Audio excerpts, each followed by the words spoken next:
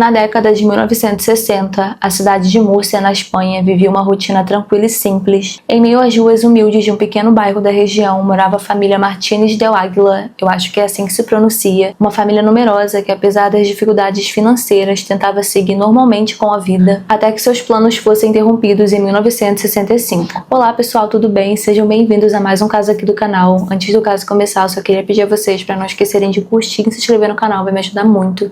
Não esqueçam também de ativar o sininho para vocês não perderem nenhum vídeo que eu tô postando aqui. E é isso, vamos pro caso de hoje. E o que acontece é que no final de 1965, uma sequência assustadora de mortes acabou atingindo a casa da família Martínez. A primeira vítima foi Maria del Carmen Martínez, eu acho que é isso, assim que se pronuncia, que era um bebê de apenas 9 meses que de repente parou de respirar. Sem encontrar sinais evidentes de alguma doença anterior, o médico responsável concluiu que a causa da morte provavelmente teria sido meningite. E aí a morte dela foi tratada como uma tragédia isolada, algo doloroso para a família, obviamente, só que algo aparentemente explicável. No entanto, 5 dias depois, uma outra criança dessa mesma família também falece. Mariano, de apenas 2 anos de idade, começou a apresentar os mesmos sintomas que a irmã dele.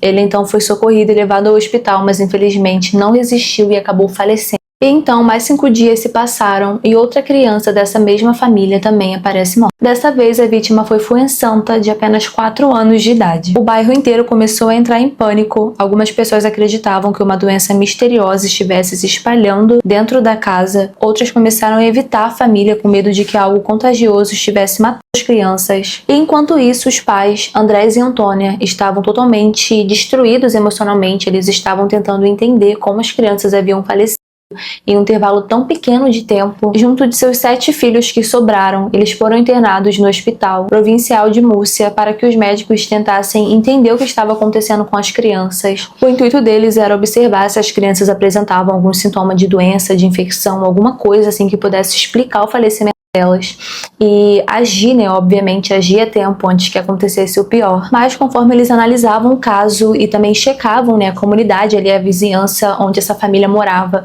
para ver se algo em comum havia acontecido ali pela vizinhança, na casa das outras pessoas, eles perceberam que não tinha nada de incomum acontecendo, isso só estava acontecendo na casa da família Martínez. E isso obviamente era um sinal positivo para eles, porque não tinha uma epidemia acontecendo na região, mas ao mesmo tempo deixava eles de mãos atadas, porque eles não sabiam explicar, não sabiam dizer o porquê as crianças estavam morrendo, principalmente com esse intervalo tão curto de tempo. E aí a família passa esse tempo lá no hospital sob observação e nenhuma criança morre nesse tempo.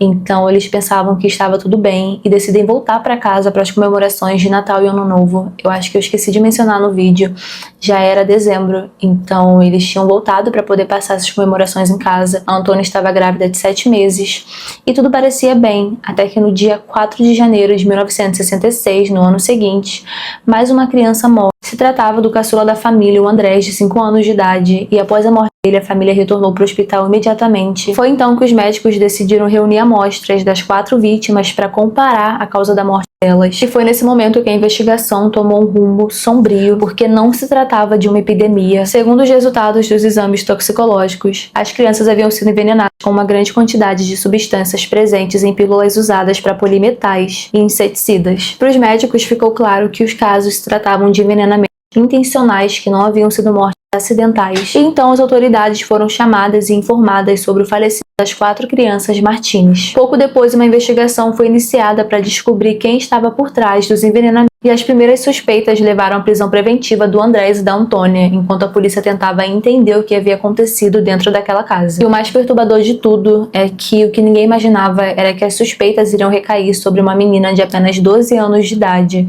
que também era integrante da família. Piedade Martínez del Águila, eu acho que é assim que se pronuncia, era a terceira filha da família e, segundo fontes, ela não frequentava a escola e passava grande parte do tempo ajudando a mãe a cuidar dos irmãos mais novos e também a realizar as tarefas domésticas. E ela havia se tornado uma das suspeitas no caso porque ela era uma das pessoas que alimentava as crianças. E aí, segundo relatos, durante o interrogatório, o investigador teria fingido que ia colocar cloreto em um copo de leite que ela beberia. E ela percebeu, então ela impediu ele de terminar e ela ficou com muita raiva disso. E aí, obviamente, ele ficou desconfiado, da reação que ela teve. E ele perguntou se aquilo era a mesma coisa que ela teria dado aos irmãos dela. E ela acabou confessando o crime. No entanto, segundo fontes, ela teria dito que as 3 primeiras mortes dos irmãos dela teriam sido ao mando da mãe e que a última teria sido por vontade própria. Segundo fontes, ela teria cometido os assassinatos porque ela se sentia muito sobrecarregada em ter que cuidar dos irmãos e em ter que fazer os serviços da casa. Ela teria envenenado eles para poder ter mais tempo livre e poder brincar. Após a confissão, ela foi internada em um hospital psiquiátrico e passou a apresentar diferentes versões sobre o que teria acontecido. O caso rapidamente ganhou repercussão em toda a Espanha e ficou reconhecido pela mídia como o caso das crianças de Múrcia. E uma curiosidade sobre esse caso é que antes das autoridades descobrirem qual teria sido a causa da morte, o envenenamento, circularam rumores e até teorias de que as crianças teriam sido sufocadas durante a noite e morrido por asfixia. Durante as investigações, os médicos responsáveis pelo caso concluíram que a Piedade apresentava comportamento psicopático e acreditavam que ela teria agido de forma fria e consciente durante esse envenenamento. No entanto, por não possuir idade suficiente para ser julgada criminalmente, ela acabou sendo enviada para um convento em Múrcia, onde, segundo relatos, levava uma vida tranquila e gostava de tricotar. Além disso, ela também teria demonstrado vontade de morar com uma tia chamada Lola, que não tinha filhos. E com o passar do tempo, o paradeiro da Piedade, depois que ela saiu do convento, acabou se tornando um mistério. Até hoje, praticamente nenhuma informação concreta sobre o que aconteceu com ela após sua ida ao convento foi divulgada publicamente. E o que se sabe é que depois da descoberta do caso, a família Martínez acabou sendo evitada pelos moradores da região, carregando para sempre o peso de uma das histórias mais assustadoras da Espanha.